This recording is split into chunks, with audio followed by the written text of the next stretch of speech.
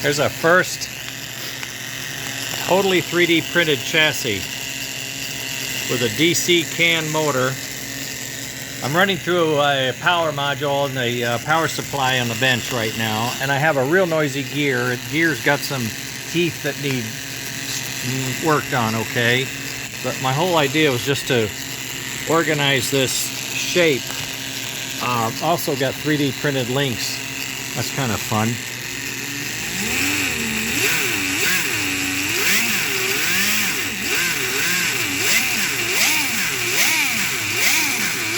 Alright, it reminds me when I had my Corvette in college, I'd come up to the dormitory, just go, and people's heads would come out the window.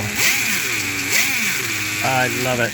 Okay, what we got, cut that off. What we have are ball bearings here and ball bearings here, and a ball bearing in the front with a bronze bushing in the back. This is a American Flyer vintage permanent magnet motor.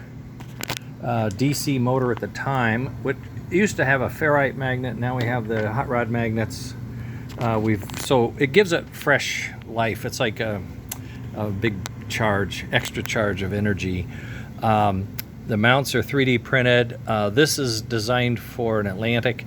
You can see a tiny little screw in there. These two parts decouple, and I can put on a Pacific front end or a Northern front end or a 5-axle front end using the same motor drive. That's the idea. This is all 3D printed. I'm going to put it in a chassis, get one of my new boards. Been working on these boards a little bit. We got them now.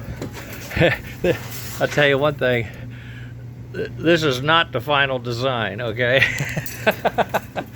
Anyway, we're having a ball. This will be, I'm hoping this will be on the road very soon, at least as test, okay? And the motor runs, it spins.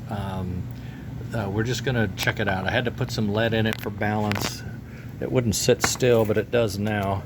Had to put some lead underneath it too. Oh, no wonder it's having trouble. Screw came out. Anyway, that's where I was doing today. I worked on a board earlier. Today I'm working on this. Later I'll work on something else. I'm gonna have to cut that down if I'm gonna put smoke in here, right? Might be a little tall. Okay, well, we'll put some more lead, a few other places. We'll be fine. Okay, I'll post this for you guys to look over, see what you think, and we'll stay in touch. You stay in touch. How's that? All right. Later.